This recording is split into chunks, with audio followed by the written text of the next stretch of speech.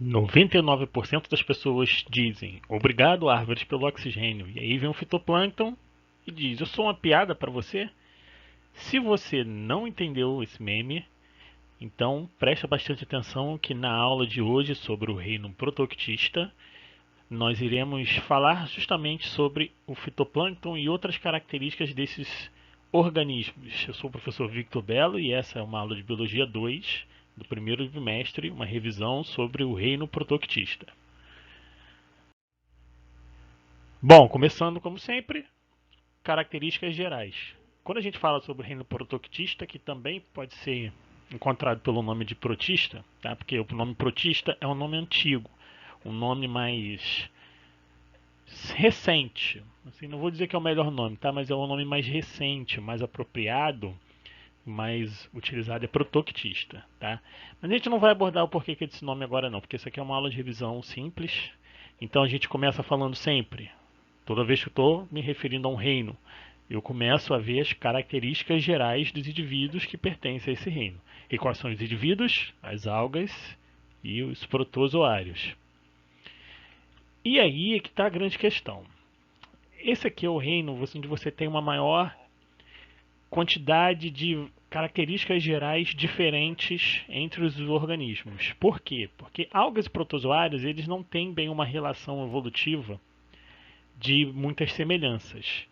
Então, esse reino aqui, o reino protoctista, ele foi criado justamente para abrigar os seres que não encontravam, não conseguiam se encaixar nas classificações dos outros reinos. Ok? Então, eu encontrei um organismo novo. E aí eu vejo, é fungo, é bactéria, é animal, é planta, tá? Não é nenhum desses. Então, ou é alga ou protozoário. Tá, mas alga não é planta. Protozoário não é animal. Então, criaram um reino para abrigar justamente esses dois organismos aqui que não se encaixavam nos outros. E aí, é por isso que tem uma grande diversidade. Em relação à nutrição, eles podem ser heterotróficos ou autotróficos fotossintetizantes. O que quer dizer isso? Quer dizer que eles precisam da luz para fazer ali o seu próprio alimento. E sendo que somente as algas aqui é que podem ser autotróficas. Tá? Então, os heterotróficos são os protozoários. O que isso significa? Significa que aqui já tem uma divergência, tá vendo? Já tem uma bem diferenciação aqui entre eles dois. Uma outra diferenciação, aqui ó, os autotróficos sintetizantes são as algas. E aí o que acontece? Tem alga que também é heterotrófica, tá? Mas é coisa de ensino superior, então no ensino médio a gente diz que todas as algas são autotróficas. Todos eles são eucariontes. Isso aqui é uma característica realmente que é incomum, tá? Então todos eles têm lá um núcleo que é circundado por uma membrana, por uma carioteca. E uma outra característica é que eles podem ser tanto unicelulares quanto pluricelulares. Os protozoários são somente unicelulares. Já as algas, elas podem ser pluricelulares ou unicelulares também. Tem alga que é uni e tem alga que é pluri. E aí que tá, os protozoários então, eles são unicelulares e heterotróficos. E as algas são unicelulares ou pluricelulares e autotróficas. Bom, tem também a questão da presença do vacúolo contrátil nos protozoários. Tá? Esse vacúolo contrátil ele é uma organela, tá lá na célula, relacionada à regulação do volume celular, que também vai interferir na osmoralidade.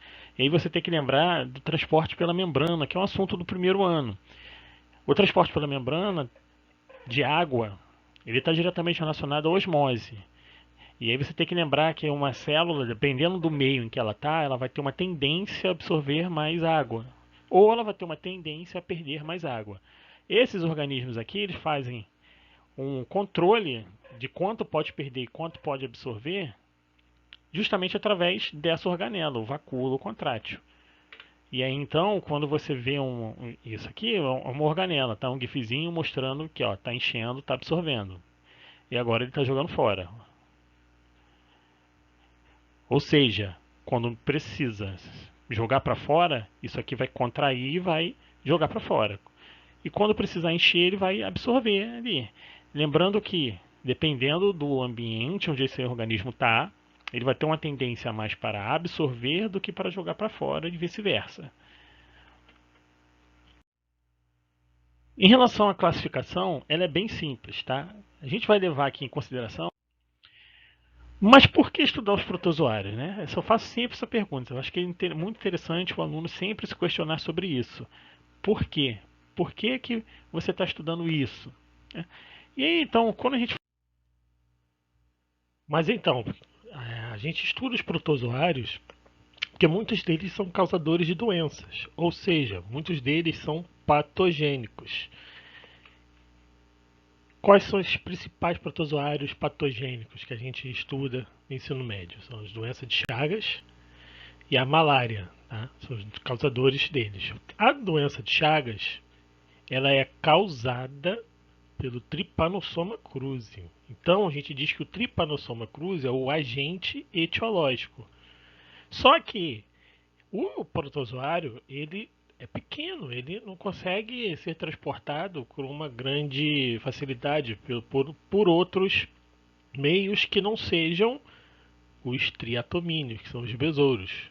Ou seja, o besouro é um vetor, é um mecanismo, é a forma com a qual a doença é transmitida. Mas não é o besouro que causa a doença. Quem causa a doença é o protozoário Trypanosoma cruzi que está dentro do triatomínio. Ok? Então é muito importante saber essa distinção aqui entre agente etiológico e vetor. No caso da malária, você tem que pensar a mesma coisa. A gente tem um agente causador, que é o Plasmodium sp, e a gente tem um vetor, que é o mosquito Anopheles. Certo? Então os dois aqui tem um vetor e tem um agente etiológico. Outros exemplos de doenças são essas aqui: giardíase, leishmaniose, toxoplasmose, amebíase, balantidiose.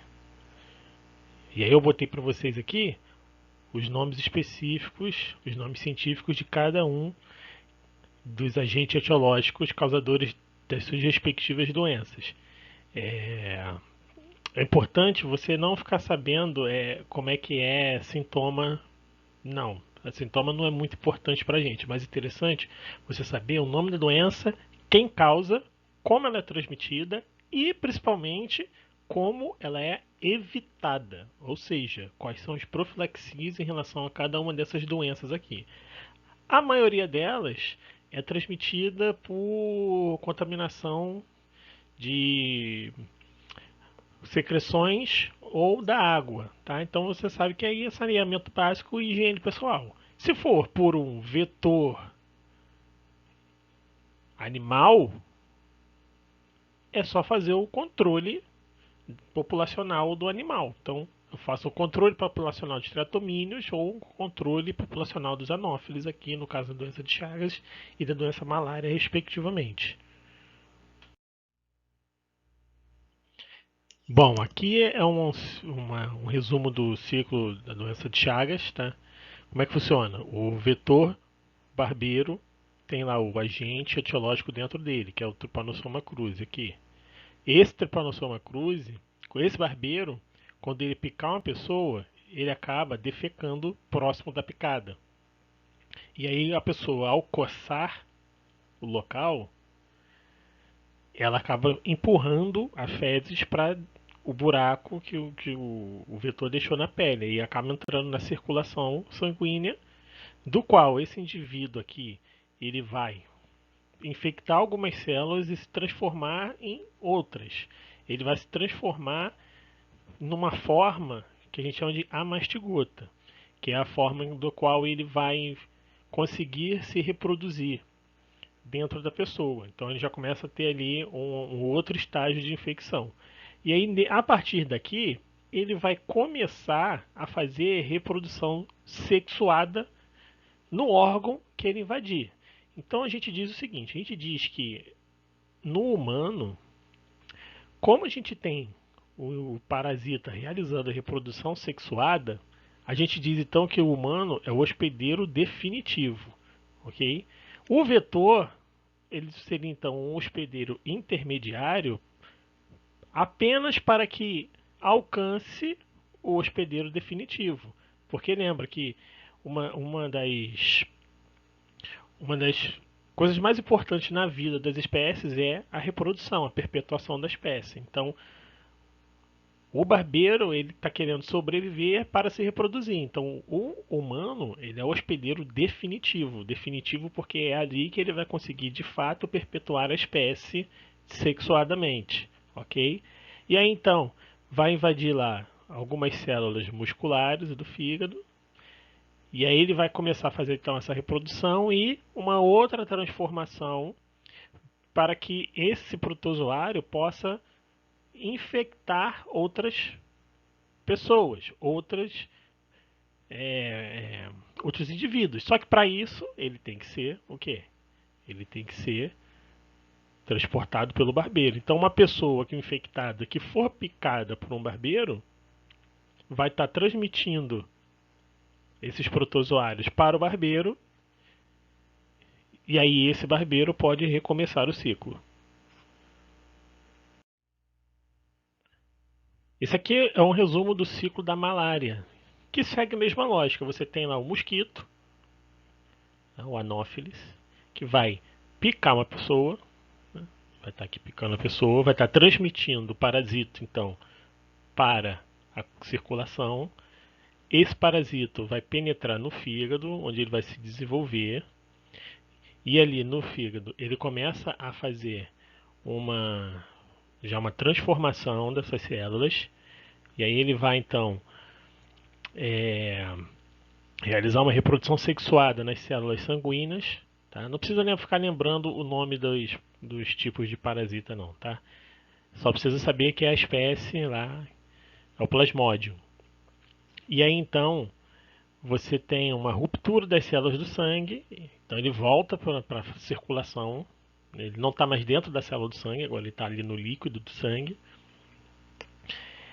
E aí então ele vai fazer lá, ó, a sexualização de certos merozoítos, ou seja, ele vai começar a ter uma reprodução sexuada, do qual você vai ter esses parasitas se reproduzindo sexuadamente em grandes quantidades e caindo na circulação de novo.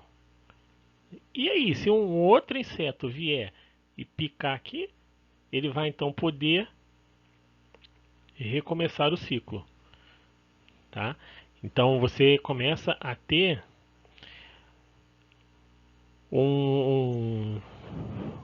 os níveis de infecção passando de uma pessoa para outra pessoa em ambientes que esses mosquitos são muito prevalentes. E você aí, mais uma vez, como é que eu faço o controle disso?